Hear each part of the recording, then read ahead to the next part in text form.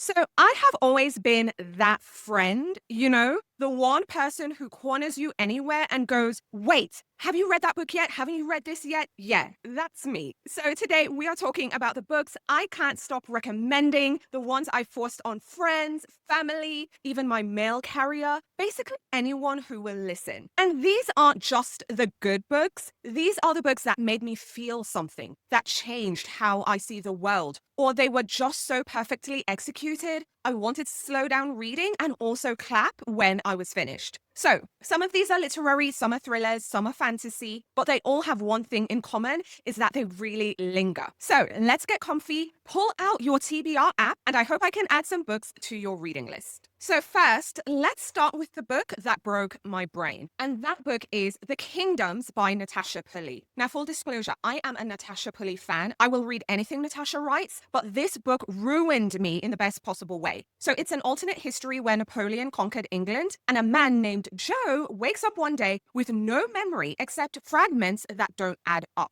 And then there's this postcard that somehow gets delivered a century after it was mailed. And suddenly, we're in this time-bending, emotionally devastating spiral that really asked, if you lost your entire life, would you still recognize you, but also would you still recognize love? Listen, this is not just clever, it's haunting. And Pulley weaves paradoxes like she's knitting fate itself, and the emotional payoff, amazing. I was texting friends about this one, saying that they have to read it because I needed someone to talk about this immediately. I would say this is good for readers if you loved The Time Traveler's Wife, or is it Life After Life or something like that? Then you'll really enjoy this one. Now, I'm currently reorganizing my romance bookshelf, so I can't find this one, but the perfect modern romance for me that I keep recommending is 7 Days in June by Tia Williams. This book is electric. It's sexy, it's emotional, it's funny, and it's just so painfully human all at the same time. So we have two writers, Eva and Shane. They reconnect 15 years after the most intense week of their lives. And it's just a story about love and trauma and artistry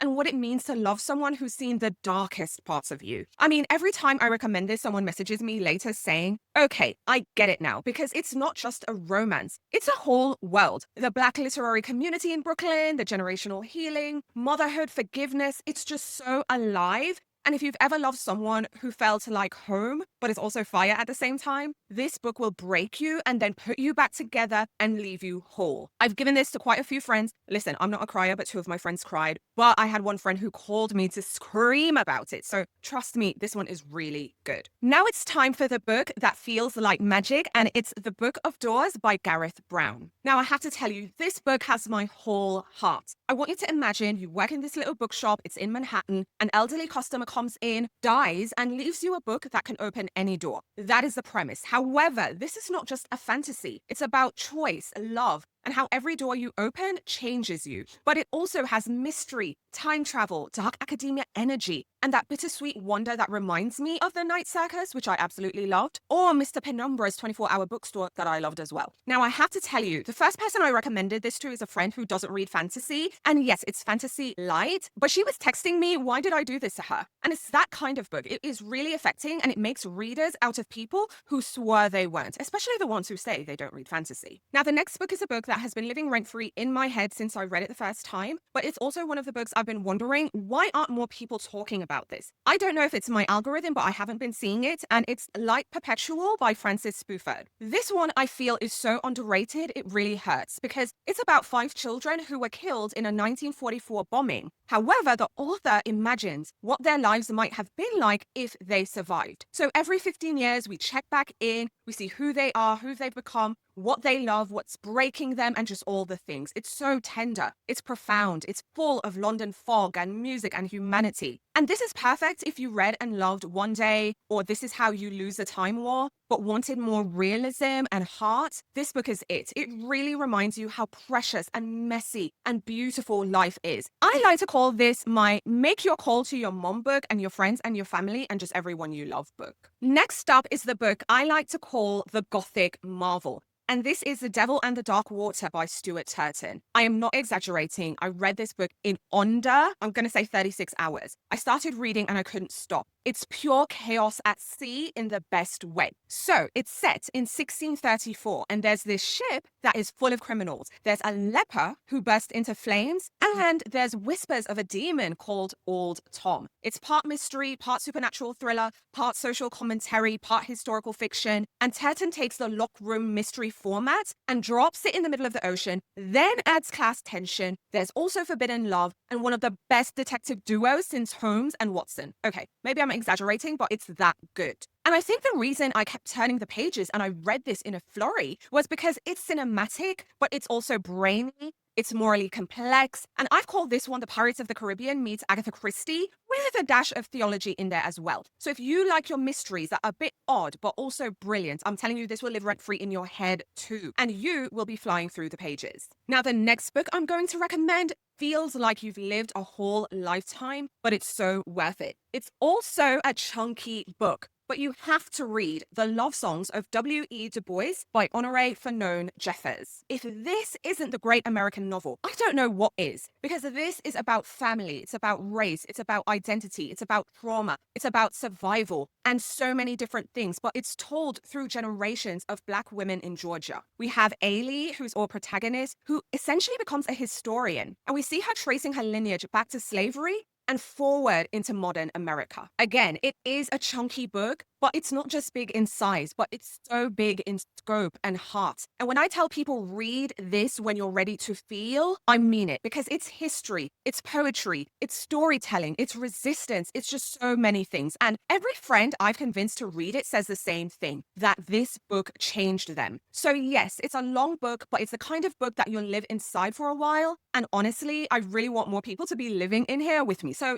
come join us and live in this book. Next up, I want to share with you a dark satire that has been living in my brain rent-free since the second I read it. And it is Sign Here by Claudia Lux. Essentially, this one is hell, but we're making it corporate. We're turning it into a corporation. And our main character works in the deals department of hell. And essentially, he gets people to sign their souls away. Now, he is one signature short of a promotion that would erase his guilt and reset him. But there are things that get messy, both morally and otherwise. This is a very funny, but sharp and dark, surprisingly emotional read. It's also one of the best metaphors for burnout and ambition and life climbing the corporate ladder. This is kind of the perfect mashup of The Good Place meets American Psycho meets The Office. It's just all these things in one. So if you like your satire with heart but a bit of demons, I really think you'll enjoy this one. Now, the next book completely rewired my brain for fiction and how I read classics. And it's James by Percival Everett. Now, Mark Twain gave us Huckleberry Finn, but Percival